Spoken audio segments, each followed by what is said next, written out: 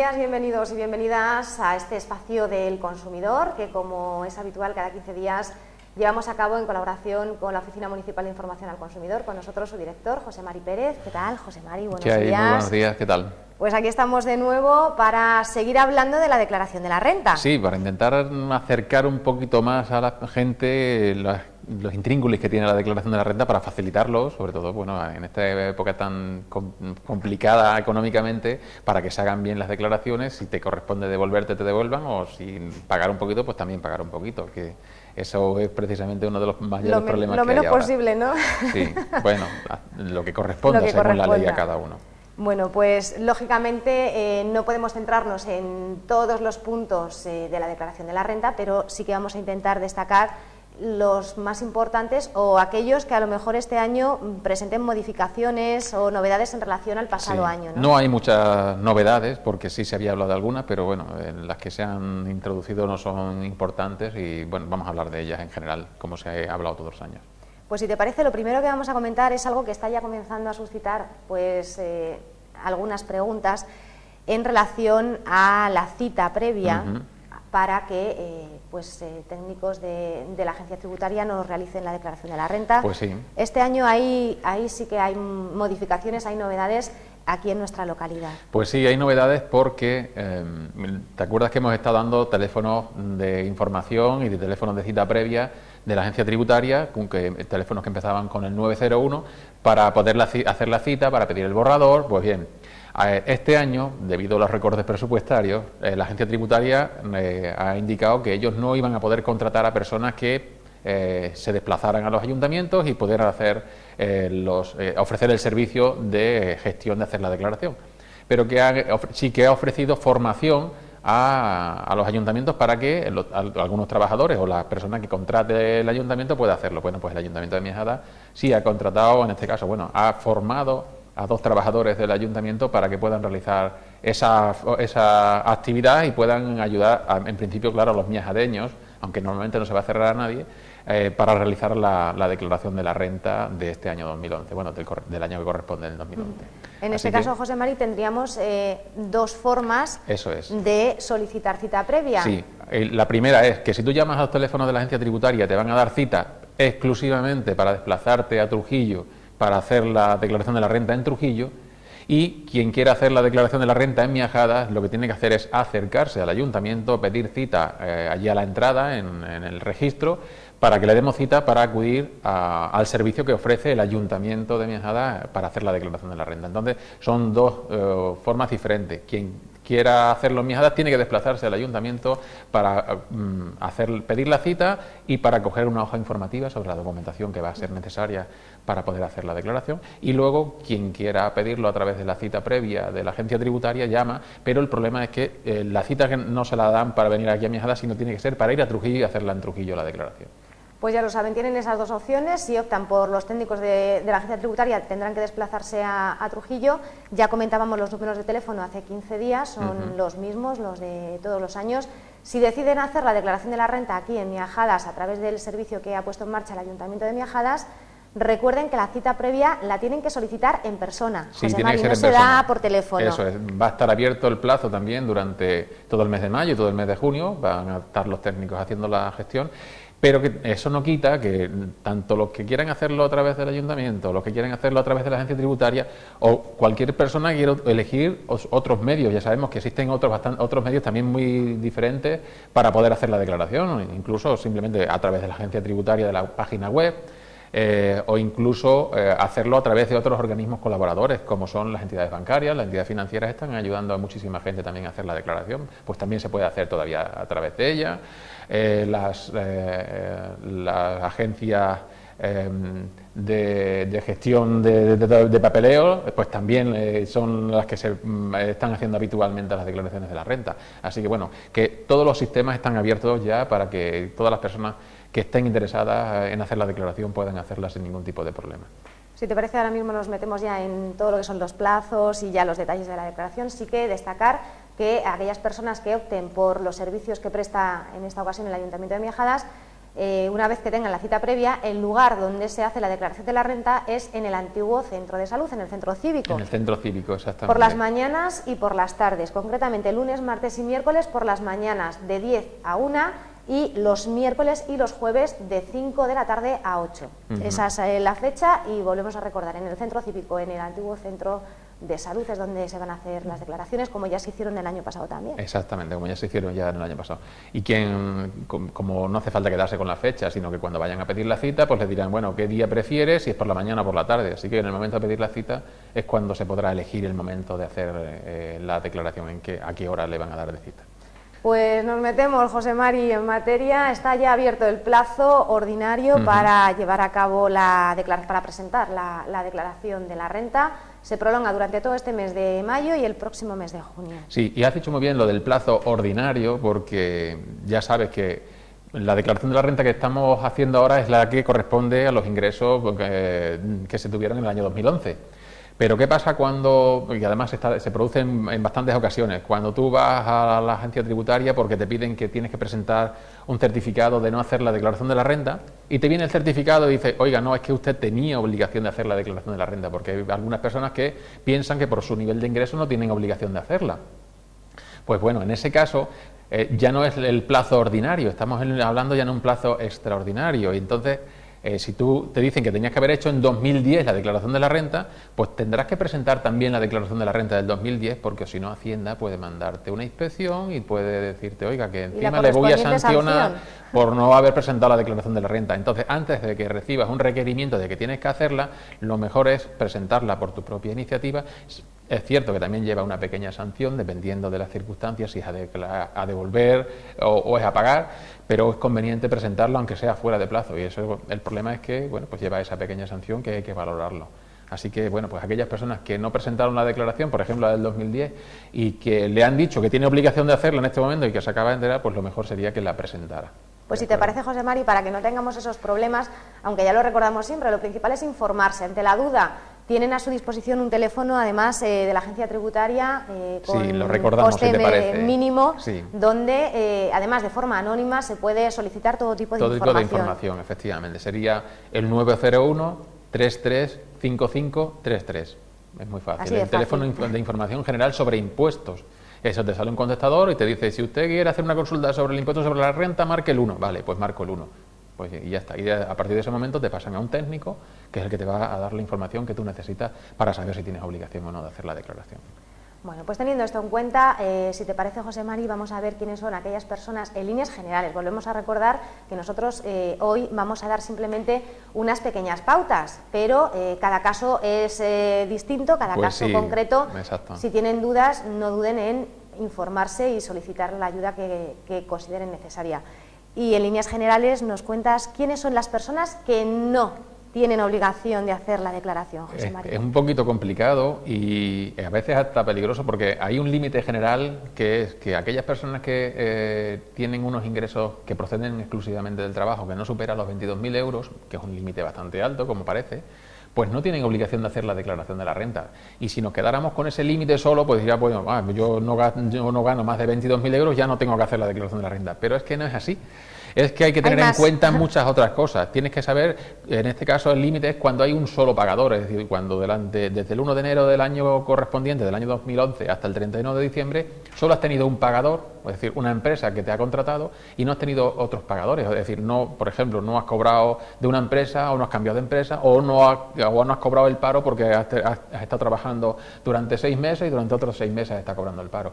Cuando tienes ya más de una persona, más de una empresa pagadora o más de un organismo pagador, ya sí tienes obligación de hacer la declaración de la renta, aunque no llegue a esos límites, a esos 22.000 euros, siempre el límite ya es 11.200 euros, creo, aproximadamente. Entonces ya es otra cosa diferente. O si se tiene en cuenta otra serie de circunstancias. ¿Por qué? Porque hay otro tipo de rendimientos también que puedes tener, como por ejemplo si tienes un plazo fijo en tu declaración de la renta, en tu banco, y recibes unos ingresos de ese plazo fijo que superen los 1.000 euros. Ya también tienes obligación de hacer la declaración de la renta, aunque el límite general de ingresos que tengas tampoco sobrepasa. Entonces es un poquito complicado y yo creo que lo mejor es que todo el mundo debería consultar, oiga, estas son mis circunstancias, o yo voy a pedir el borrador y sobre el borrador ya decido si tengo o no obligación de hacer la declaración de la renta, porque el que tú puedas el borrador o tus datos fiscales no implica tener que presentar la declaración de la renta de forma obligatoria, pero sí te da los datos que tiene Hacienda tuyos para saber si te corresponde o no te corresponde hacerla. Así que mi recomendación sería eso, que pidiera todo el mundo el borrador para saber cuáles son los datos fiscales que tiene Hacienda nuestros,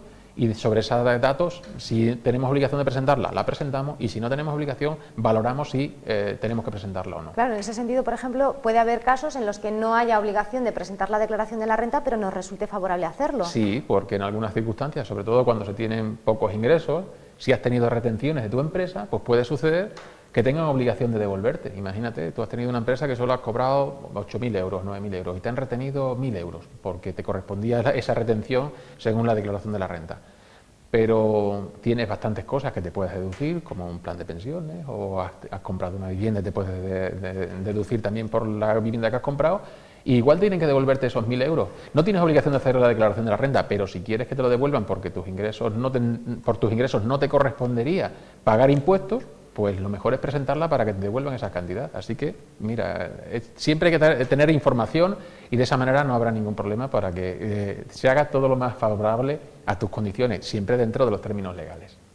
Bueno, estamos, José Mari, viviendo unos años, estos últimos años, de pues alteraciones económicas, de crisis, y nos centrábamos y comentábamos, te preguntábamos quiénes son las personas que no tienen obligación de hacerlo, porque precisamente en este año sí que habrá muchas personas, muchos contribuyentes que, sin llegar, como tú bien decías, a ese límite, sí que es posible que hayan tenido varios pagadores, por ejemplo, que se hayan quedado en paro, que hayan cobrado... Es uno de los casos más típicos. Has estado trabajando durante un tiempo y te has quedado en paro y empiezas a cobrar la prestación por desempleo o el subsidio. Pues bien, normalmente cuando cobras las dos prestaciones, la prestación y has estado trabajando por una empresa, aunque tu límite de ingresos no supere los 22.000 euros que digo, casi siempre vas a tener obligación de hacer la declaración. Pues volvemos a lo de siempre. Si están en este caso o en cualquier otro que puedan tener ciertas dudas, infórmense, pregunten, porque es mucho mejor preguntar ahora que no que se nos pase el plazo. Que se nos pase el plazo, y una vez que presentas la declaración ya fuera de los plazos establecidos al año que corresponde, pues ya lleva una pequeña sanción, o grande, dependiendo de las circunstancias. Así que, bueno, no cuesta trabajo ninguno acercarnos a algún sitio donde nos puedan informar debidamente, y si nos corresponde, pues hacer la declaración.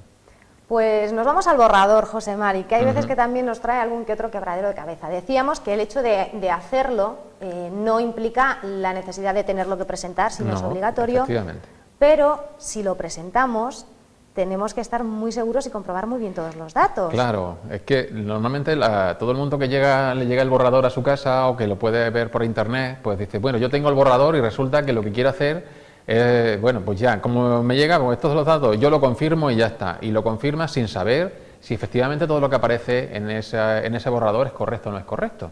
Pues bien, lo que tenemos que hacer en ese momento es comprobar que las condiciones que vienen recogidas en el borrador y en tus datos fiscales son las correctas. Comprobar, por ejemplo, si te están aplicando la deducción correspondiente por hijos, o por ascendientes, o por o la deducción que te pueda corresponder por cualquier otra circunstancia que corresponda a tus circunstancias familiares y personales. Eso por una parte de las deducciones. Otra parte, si aparecen todos los ingresos que tú has tenido realmente, que a lo mejor no aparecen todos los ingresos, porque pues, por muchas circunstancias, a lo mejor la empresa tuya ha quebrado y no ha presentado la declaración de los ingresos que tú has tenido. Por esas circunstancias, pues puede suceder que lo hagan en un futuro o en un momento posterior a la fecha en que tú estás haciendo la declaración. Tú sí tienes tus nóminas, que las has cobrado, y resulta que eso no aparece en Hacienda. Pues tú tienes obligación de declararlo porque tienes tu nómina y en la que aparece el ingreso que has tenido. Así que es conveniente que comprobemos los datos que aparecen en nuestros datos fiscales y en el borrador de la declaración para que, si no se corresponden con la realidad, pues modifiquemos ese borrador y de esa manera pues hagamos bien la declaración. ¿Por qué? Porque a pesar de que esos datos son los de Hacienda y en la propuesta parece que es de Hacienda, quien firma la declaración y quien se hace responsable de los datos que aparecen en ese documento es el responsable de lo que aparece ahí. Y el responsable es el interesado, el que hace la declaración de la renta. Por tanto, sí, cada uno es responsable el error sea de la eso. Agencia tributaria, al final los responsables directos somos nosotros. Sí, efectivamente. Así que lo mejor es siempre hacerlo, porque no podemos echarle luego la culpa a la Agencia tributaria del error ese, porque el error es nuestro, porque tendríamos que haber comprobado que las condiciones que aparecen ahí son las condiciones correctas. Pues ya lo saben, lo repetimos todos los años, volvemos Sí. sobre ello porque sí que puede causar algún problema y lo que decíamos antes, sobre todo la sanción que puede llevar posteriormente en caso de que presentemos un borrador que no sea correcto. Exactamente. Eso Pues si te parece, José Mari, cambiamos de asunto y vamos con otro tema que también muchas veces trae algún que otro quebradero de cabeza porque nos encontramos en la disyuntiva, sobre todo bueno, pues en unidades familiares, de qué hacemos. ¿Presentamos la declaración conjunta? ¿La hacemos individual? ¿Cuál es la recomendación? Bueno, la recomendación. Normalmente Hacienda, cuando tú, la unidad familiar, la pareja, hace la declaración de la renta, pues lo habitual, si ambas partes trabajan, si los dos cónyuges trabajan, pues lo más normal es hacerla por separado, porque conviene más siempre hacerla por separado cuando se reciben ingresos por parte de cada uno. Pero en algunos casos procedería a hacerla conjunta porque resulta que pues el volumen de sus ingresos es bajo y tienen más deducciones por ese motivo. Entonces, lo mejor, cuando tú pides el borrador de la declaración, casi siempre Hacienda te lo va a mandar de forma individual, excepto que tú indiques que el borrador vaya de forma conjunta. Entonces, lo mejor es siempre que en el caso de que tengas el borrador, esperar a hacer la declaración de la renta, hacerla en borrador, y hacerla en las dos modalidades, a través del programa Padre, que te lo puedes bajar de internet si quieres, y hacerla en las dos modalidades de manera que compruebes, haciéndolas por separado o haciéndolas por conjunta, cómo sale mejor. ¿Por qué? Porque una vez que tú has presentado una declaración de una manera o de otra, luego no es posible o no es fácil modificar la modalidad de declaración que tú quieres hacer, conjunta o por separado, y eso pues podría causarte algún problema. Así que lo mejor antes siempre de confirmarlo es no dar pasos en falso, no correr demasiado para que evitar estos errores, porque a veces esos errores no son regularizables y no se pueden arreglar. Pues una buena opción, tener las dos posibilidades y optar por la que más nos interese. Exactamente. Entonces, pues bueno, si no sabemos hacer la declaración, pues lo más lógico, quien nos la vaya a hacer, pues que, oye, calcúlame la modalidad en conjunta y calcúlame la modalidad individual. Y la que más me corresponda, la que más me favorable sea, pues esa es la que tenemos que presentar realmente. Pues seguimos avanzando, seguimos desgranando algunas de las cuestiones importantes a tener en cuenta cuando vayamos a hacer la declaración de la renta o a confirmar el borrador. Y bueno, hay ingresos, José Mari, que no declaran. Sí, hay bastantes cosas que es posible que no se tengan que declarar. Pues por ejemplo, ¿te ha tocado la lotería este año o la lotería de la 11 o la lotería de Navidad? Pues normalmente los ingresos que se producen, los ingresos directos de las loterías, siempre que sean loterías del Estado o que sean autorizadas, ese tipo de ingresos no se tienen que declarar. Sin embargo, si has ganado al bingo una cantidad determinada, normalmente te dan un recibo y todo esto. Esas cantidades sí tienes que declararlas como un incremento de patrimonio. Date cuenta. Entonces, no es lo mismo los ingresos que se producen de una forma o de otra. Lo que ganas en las tragaperras no es posible, porque si ganas algo que normalmente no vas a ganar, no te dan recibo, ¿no? Pero lo que ganas en un bingo, o si has ido a un concurso y has ganado un concurso que los lleva concursos un montante, de la tele, por ejemplo, claro, ¿no? un montante económico, pues normalmente lo que te dan no es la totalidad de la cantidad que has recibido. Eso lleva retenciones y tienes obligación de declararlo. Luego ya, según lo que corresponda, procederá a que te devuelvan o no te devuelvan a tu declaración. Pero tienes obligación de declarar esos ingresos también. Sin embargo, no tienes que declarar lo que te estoy diciendo, los premios, lo que son sorteos de la loterías nacionales o lo de la 11, los premios autorizados por ese. Tenemos más, cosas, supuestos que tampoco habría que declarar. Efectivamente. Estaríamos, por ejemplo, en algún tipo de algunas pensiones que no se tienen que declarar, que de hecho cuando te mandan los datos fiscales no aparecen relacionadas en tus datos fiscales. Pues por ejemplo las que son pensiones por incapacidad laboral que en la modalidad de absoluta o de gran invalidez están exentas de hacer la declaración, de declararse como ingresos. Y también las pensiones no contributivas también están exentas de declararse. Sin embargo, sí, el paro sí tributa.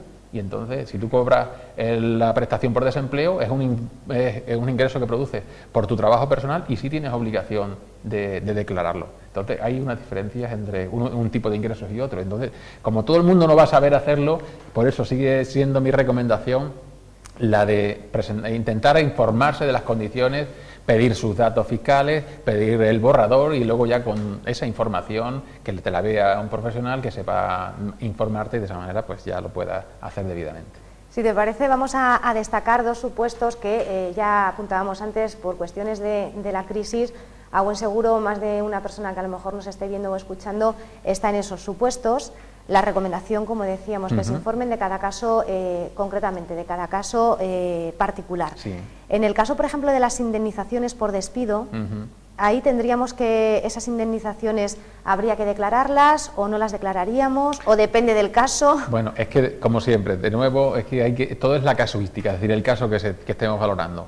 Normalmente las indemnizaciones por despido, que desgraciadamente se han producido muchísimas en los 2 últimos años, pues estarían exentas siempre que se cumpliera una condición. Es decir, exenta significa que aunque tú has recibido el ingreso no tienes que declararlo, esa indemnización, sí el dinero que has recibido de forma habitual como nómina, pero si te han indemnizado por el despido, normalmente no hay que declararlo si el montante de la cantidad que te han pagado como indemnización no sobrepasa los límites legales.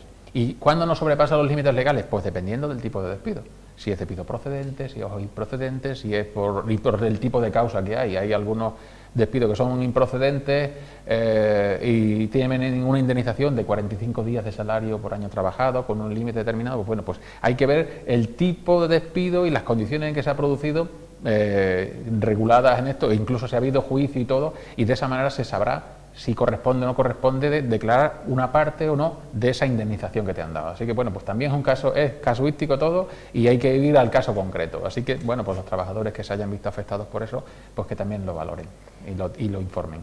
Y bueno, pues hablábamos, también hay otros trabajadores, y lo estamos viendo casi que todos los días en los medios de comunicación, que no es que hayan sido despedidos, no han sido despedidos, pero no están cobrando su salario. El año pasado, por ejemplo, pues no cobraron parte del año. Exacto. Esos ingresos que deberían de haber percibido, pero que no han percibido. Pero que no han cobrado, pero tienen expectativa de cobrar, ¿no? Se declaran, no se declaran. Bueno, expectativas también pues, son relativas, ¿no? Sí, relativas, efectivamente.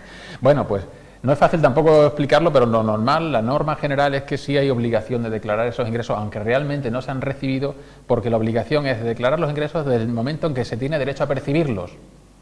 Pero pueden producirse circunstancias excepcionales en las que no tengas obligación de declararlos todavía, hasta que no lo percibas. Así que, pues dependiendo también de las circunstancias que hayan concurrido, ¿por qué? Porque depende de que sea culpa o no del trabajador el haberlos percibido o no. Así que, pues también de nuevo, en principio la regla es que sí tendrían que declararlo aunque no lo hayas cobrado. Fíjate lo que puede suceder, es decir, que hayas estado sin cobrar y que todavía no hayas cobrado. Y que tengas que declarar unos ingresos que no has tenido, claro. Unos ingresos que no has tenido, pero la norma es esa. Luego ya pues se valorará o no.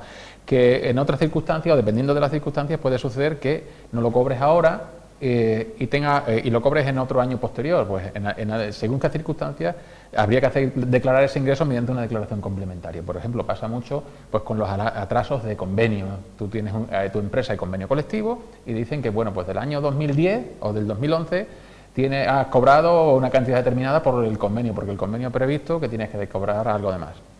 Pero no lo cobras ahora, lo cobras al año que viene, pues tendrás que declararlo mediante una declaración complementaria, porque no has podido saber el montante en su momento, ¿vale? Entonces, bueno, por eso también hay que valorar cada una de las circunstancias que hay, porque Hacienda, toda esa casuística, todos esos casos lo tiene en cuenta. Existen además muchas excepciones y, bueno, pues es importante, en estos casos concretos hay muchos más, pero estos que hemos querido traer hoy aquí a la palestra, que se informen en cada particularidad, porque puede que dos personas que a priori nos pueda parecer que están en la misma situación, analizando los datos, pues resulta que no. Exactamente.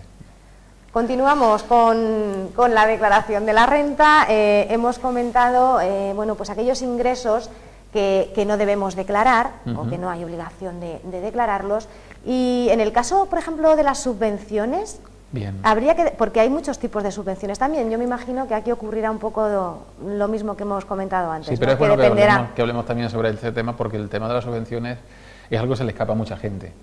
Y es porque normalmente las subvenciones se consideran por parte de Hacienda un incremento de patrimonio, que cuando existe una subvención siempre hay obligación de hacer la declaración. Mira, y voy a resaltar lo de siempre.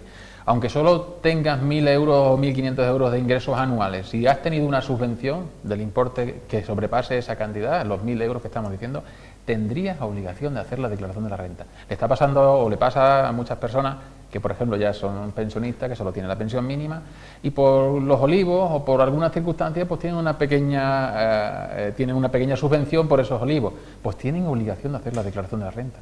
Fíjate, solo por ese pequeño esto, siempre que tengan, que ese límite sea, que eso sobrepase unos determinados ingresos. Así que hay que tenerlo en cuenta para eso. Y luego estamos hablando, por ejemplo, de esa subvención de los olivos, pero otro tipo de subvenciones. En Miajada se tramitan bastante subvenciones por rehabilitación de vivienda. Todas las personas que han recibido subvención por rehabilitación de vivienda tienen que hacer la declaración de la renta. Es obligatorio, hay que declarar ese incremento de patrimonio de la subvención también en la declaración de la renta, de forma obligatoria. Es decir, aunque por otras circunstancias no tuvieran obligación de hacerla, pero al recibir la subvención tienen que declarar esa subvención siempre. En el caso de los alquileres, por ejemplo, si hemos recibido alguna ayuda o algo para... Pues también hay personas, sobre todo los jóvenes que han recibido la ayuda de alquiler de emancipación, tienen que declararlo. Además hay una casilla específica en la declaración de la renta donde se tiene que declarar la ayuda por alquiler de emancipación de vivienda. Pues de nuevo también todos los jóvenes que hayan tenido esa subvención, aunque no cumplan el requisito del máximo, también tienen obligación de presentar la declaración de la renta. Y aún más, es curioso, porque puede suceder que incluso solo por computar, solo por incluir esos ingresos, pues resulta que la declaración de a devolver le sale a pagar. Pero así están las cosas. ¿De acuerdo? Entonces, lo que no puede hacer es arriesgarse a dejar de declararlo, porque Hacienda en cualquier momento te puede presentar una paralela, porque son datos que normalmente a ella le consta, y va a venir a hacerte una inspección y vas a tener al final que pagar no solo lo que corresponde, sino una sanción. Así que bueno, pues que se tenga en cuenta que hay que declarar todas las subvenciones. Pues todas las subvenciones en líneas generales, todas las ayudas hay que declararlas. Claro, es que hemos hablado del alquiler, pero también las de compra de vivienda, las de rehabilitación que hemos dicho, las de cualquier tipo de ayuda sobre el tema de vivienda, por ejemplo, son todas de obligación de declarar. Hablabas de los jóvenes, ¿las becas y ayudas a estudios también se declaran? Pues no. Esas no. Las que son oficiales estarían exentas, es decir, normalmente no tienen que declararse, ¿de acuerdo? Entonces, bueno, pues es importante. Digo cuando son oficiales, cuando son de los ministerios, son de la Junta de Extremadura, excepto cuando sean de empresas privadas, y en ese caso esas sí se tienen que declarar como un incremento de patrimonio. Así que, bueno, pues también hay diferenciaciones, claro, dependiendo de dónde procedan. Incluso hay trabajadores que que están en prácticas, que en vez de recibir, digamos, un salario como corresponde a un trabajo, a un contrato laboral, pues lo que tienen es una beca. Pues bien, normalmente esa beca habría que declararla también como si fuera un trabajo, como si hubieran estado trabajando. Aunque no tiene el mismo tratamiento, pues también habría que declararlo. Así que bueno, pues también que lo tengan en cuenta quienes puedan estar en esa situación. Suele ser para trabajadores universitarios o trabajadores que no son universitarios, pues bueno, que hay empresas que los contratan como trabajadores en prácticas, aunque realmente lo que reciben es una beca.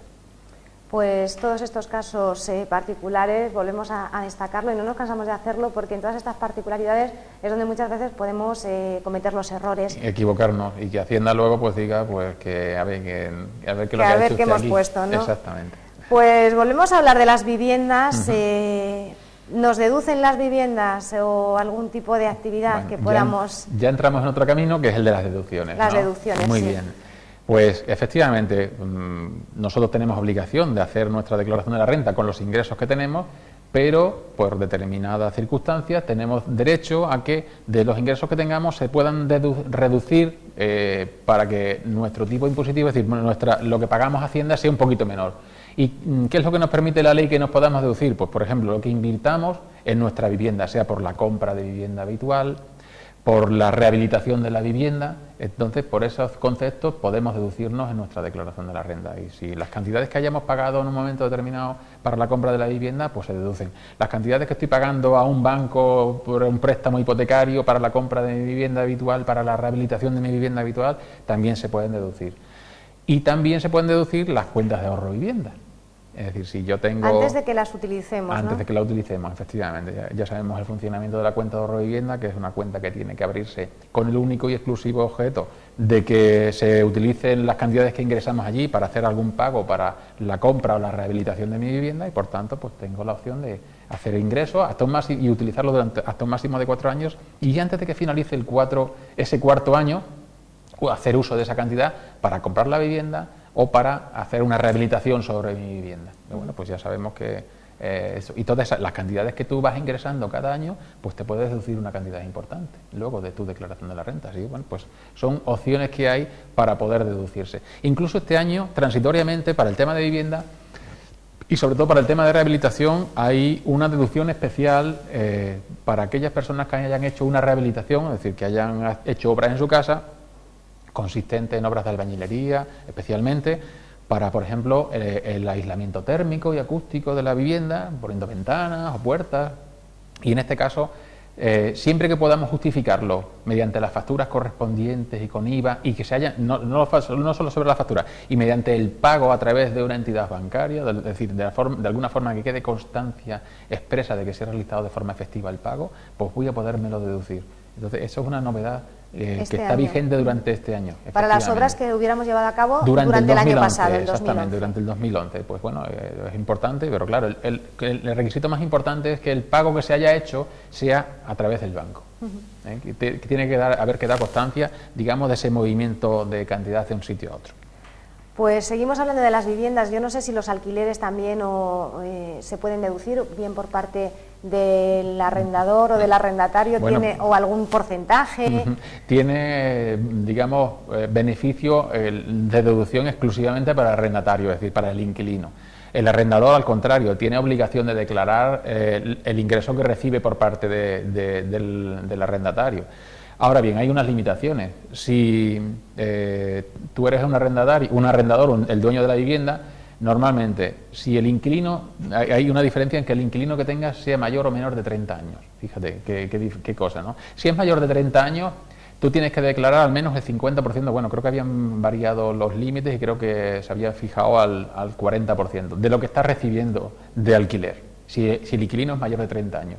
Pero si el inquilino al que tú alquilas la vivienda es menor de 30 años, realmente está exento. Es decir, que las cantidades que tú recibes de ese inquilino no tienes que declararlas en la declaración de la renta. Bueno, sí se declaran, pero no te computan en la declaración de la renta como ingreso, ¿vale? Por lo tanto, así que es importante. Atención a aquellas personas que tengan alguna casa o algún piso alquilado, sí, a ver los años que tiene. El objetivo de esto era sobre todo pues beneficiar a aquellas personas que alquilan a estudiantes, que normalmente, bueno, pues los estudiantes son jóvenes y entonces que están, pero bueno, no es solo para estudiantes, es para cualquier persona que alquila una vivienda a menores de 30 años, a jóvenes de menores de 30 años. Eso sí, hay un requisito que es que tiene que constar la edad de la persona, es decir, bien se recoja en el contrato o bien se recoja en un documento aparte, una declaración de ese inquilino como que tiene esa edad. Ah, bueno, otro requisito más, siempre que ese inquilino tenga ingresos, ¿vale? Debe tener ingresos que sobrepasen el salario mínimo, sobre 7.000 y pico de euros. Entonces, esos son los dos únicos requisitos, menor de 30 años y que tenga ingresos. Y en ese caso, pues quedaría exento de declarar esas cantidades que ha recibido. Bueno, es importante para que el arrendador, el dueño, pues lo sepa. Y en algunos casos, pues puede decidir que, bueno, pues lo alquila la vivienda, tiene obligación de declararla, pero se lo alquila pues a menores de 30 años y de esa manera pues no tiene que declarar esos ingresos. Bueno, estamos viendo que hay muchísimos casos concretos en todos los aspectos. Y falta los derechos del inquilino. El inquilino tiene derecho a deducirse el 10% de lo que está pagando de alquiler. Y bueno, pues estamos hablando de si una renta media de 300 euros al año, al mes, que son 3.600 euros al año, pues podría deducirse en su declaración 360 euros. Pues eso puede ser independientemente de la edad. Eso independientemente de la edad, efectivamente. Entonces, pues resulta que es la diferencia que puede ser en que tengas que pagar algo a Hacienda o que Hacienda te devuelva. Así que, bueno, pues el inquilino es el primero que tiene que estar más interesado en presentar su declaración y decir que tiene una vivienda alquilada, porque va a poder deducirse el 10% de las cantidades que ha declarado como que ha pagado al arrendador. Así que, bueno, pues también que lo tenga en cuenta el inquilino y lo declare en su declaración. Pues nosotros estamos, como siempre, llegando al final, pero antes de irnos, nos decías, José Mari, que este año hay pocas novedades en general en cuanto, bueno, pues a nuevos puntos que se hayan incluido a tener en cuenta para la campaña de la declaración de la renta, sí, pero en relación a lo que es el patrimonio sí que hay algo importante que destacar. Pues sí, hay que destacar. Es curioso porque hace no sé cuántos años ya se liquidó el impuesto sobre el patrimonio, que es otro impuesto diferente, que normalmente el patrimonio, digamos, son los bienes muebles o inmuebles e incluso los capitales que tú tienes, de los que eres propietario, pues bueno, normalmente, bueno, pues aquellas personas que como consecuencia de su trabajo han adquirido un capital importante, bien en inmuebles, bien en cosas muebles, es decir, en vehículos o lo que sea, o también simplemente en cantidades de dinero monetario o ingresos que tienen en el banco, pues, mediante acciones del banco o plazos fijos, cualquier otro tipo de producto bancario, y sobrepasan un límite. Ese límite está fijado alrededor de 700.000 euros. Pues bien, si tiene tu patrimonio en general, el individual, supera ese límite de 700.000 euros, tienes obligación este año, de forma transitoria, durante el año 2011 y durante el año 2012, de presentar la declaración del impuesto sobre el patrimonio. ¿Por qué? Porque hay que recaudar un poquito más. Entonces, digamos, lo que se grava es aquellas personas que tienen un poquito más, que van a pagar un poco más. Y entonces esas personas que tienen ese patrimonio tienen obligación de presentar también la declaración del impuesto sobre el patrimonio. José María, esto Sí. te voy a preguntar, independientemente del resto de, como hemos dicho antes, por ejemplo, del que impuesto tuviera sobre la renta. ingresos, una persona que no tuviera ingresos del trabajo, por ejemplo, si su patrimonio supera esta cantidad, Sí, que... Te pongo un ejemplo. Vamos a ver el ejemplo. Yo soy un pensionista y tengo exclusivamente mis ingresos son los de la pensión, ¿de acuerdo? Mis ingresos directos de monetario, pero como consecuencia de mi vida laboral, pues he tenido la opción pues, de ahorrar bastante cantidad de dinero, que la tengo en el banco, en un plazo fijo, en letras del tesoro, o en acciones bancarias, en lo que sea. Aparte de eso, pues también tengo unas tierrillas, porque bueno, pues me he dedicado al campo, por ejemplo, y tengo varias hectáreas de regadío. Aparte de eso, tengo mi vivienda habitual y tengo además 2 o 3 viviendas más, o un local en alquiler. El conjunto de mi patrimonio supera los 700.000 euros según las valoraciones de la renta, ¿eh? Tengo obligación de hacer la declaración del patrimonio. Luego se verá si tienes o no obligación de pagar algo, pero tengo obligación de declararlo. Entonces, si sobrepasas el límite, Hacienda te puede decir, oiga, usted tiene un patrimonio, pues sobrepasa ese límite y tiene que declarar el patrimonio. Luego ya se verá si tiene que hacerlo. Y si no lo hago, pues me podrán sancionar por no haber presentado la declaración sobre el impuesto del patrimonio. Entonces, eso es uno de los casos más claros. Es novedad este año, porque ese impuesto, digo, se había derogado hace unos años y se ha rescatado, según parece, de forma transitoria durante un par de años, a partir de este año nuevo. Así que bueno, pues aquellas personas que crean que tienen un patrimonio que puede superar ese límite, pues que tengan cuidado, que pregunten cómo pueden hacer esa declaración del patrimonio. Pues con esto creo, José Mari, que nosotros nos despedimos por hoy. No sé si quieres destacar alguna cosa más. No, nada más. Que si hay algún tipo de duda, pues bueno, que algunas las puedo resolver yo desde la oficina del consumidor, y otras pues simplemente pues que ya se acerquen al centro de salud, antiguo centro de salud, para poder hacer la consulta allí, siempre que pidan la cita previa en el ayuntamiento. Pues como siempre, muchas gracias por haber estado con nosotros. Te esperamos dentro de 15 días. Muy bien, pues nos veremos. En Radio Televisión Miajadas. Gracias por haber estado con nosotros. Con ustedes ya saben que José Mari, de lunes a viernes en la OMI, que en la Oficina Municipal de Información al Consumidor, en el Ayuntamiento de Miajadas, está para poder atender sus consultas. Nosotros nos vamos, como siempre, deseándoles que tengan una feliz jornada.